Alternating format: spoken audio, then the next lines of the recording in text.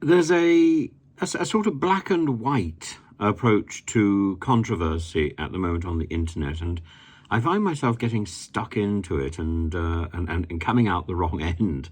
And I want to make very clear that I draw a big distinction between praising performance and questioning opinions. So the same person may get both praise and opprobrium from me in equal measure.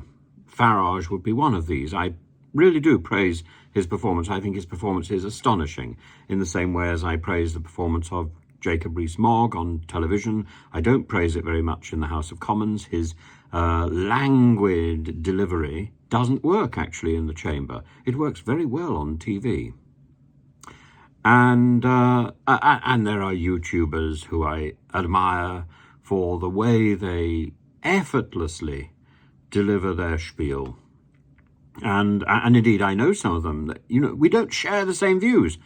Why would we share the same views? If we all shared the same views, we would be taking it in turns to read from the same script. And that wouldn't be fun, would it? But equally, we wouldn't be able to extend friendship to people or to try and persuade them to change their minds. Someone's opinion can easily be changed. Their personality and their charisma is something which takes years to hone and doesn't change that easily. And I think it's something that we should salute. So when it comes to Farage and his Coutts account, there are things about the letter from Alison Rose which I simply detest. I think she is an abhorrent individual, and the letter that she has written to Farage is disingenuous. This isn't to say I support Farage. This is to say I don't support the Coutts CEO or the NatWest CEO. The whole thing, that whole farce that Coutts has been bought up by another bank and the other bank takes control, is a nonsense as well. The point is, because the government has shares in Coutts and NatWest, it means it is no longer a private enterprise. It can't make private decisions about who it serves and who it doesn't serve. It is bound by the same sort of rules that bind other public companies, and a public company cannot pick and choose who it wants to serve based on the colour of their skin, their sexual orientation, or the political views they express. And this, incidentally, is confirmed by a law that we acquired from the European Union. So Farage, ironically, is protected by one of the laws that he would object to because he objects to the EU. One of the laws that ideally Rees-Mogg would have got rid of. And that is the thing that saves him. And that is the thing that Alison Rose is ignoring. Of course, her letter is very carefully written, but the letter should have started, "Dear Mr. Farage, I'm very sorry we made a mistake, and here is your bank account back." Instead, it's a disingenuous peddle around the block, offering him zilch, nothing. Now, of course, in that 40-page document, where they took offence at his friends like Novak Djokovic, should Djokovic appear at their door, I'm sure they'd be only too happy to provide him with an account because he's got money. So a pep with money, a politically exposed person with money, would probably get their service, and a politically exposed person who doesn't quite have enough money doesn't. Well, that, again, is just disingenuous.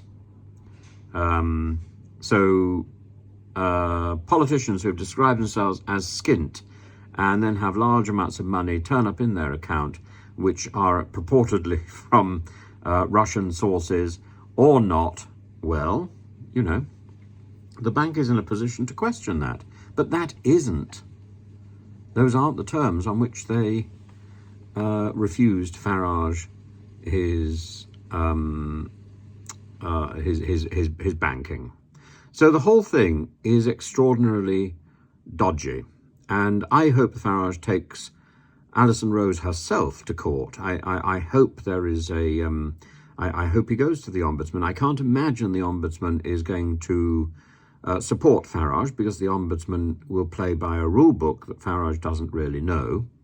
But if Farage does know it, if he gets some good advice and finds the one rule that these people have actually failed to keep, and I would say that rule is already, that's a law they failed to keep.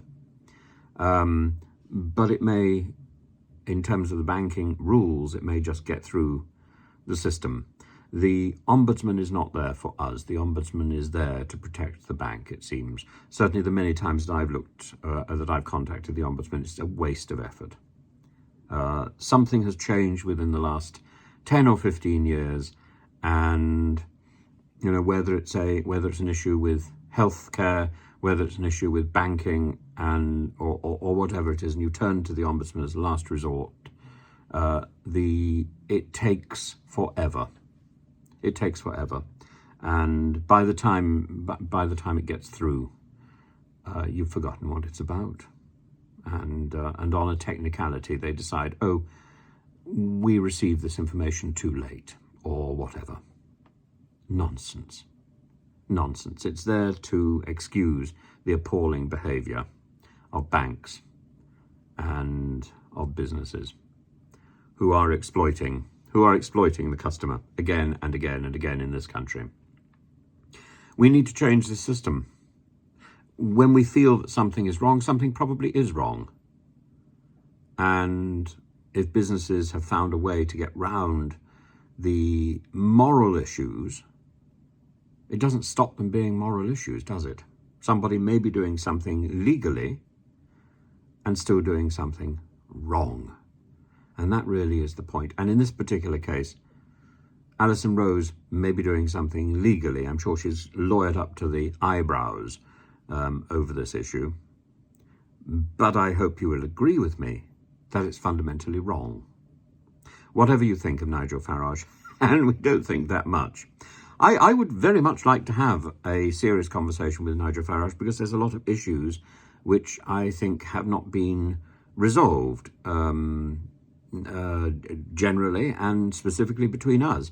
I would particularly like to find out whether or not he has found the time to personally apologise to Humza Yousaf for the appalling language and that was used about Humza in, I think it was 2015 or something, by a Scottish MEP member of UKIP, and which Farage dismisses, well, just a joke.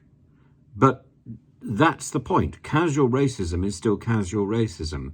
And given Farage's dalliance with very odd views while he was a schoolboy at Dulwich, I think it's right that Farage explains himself and explains why just a joke with a racist overtone is acceptable, and that he shouldn't have to take that any further.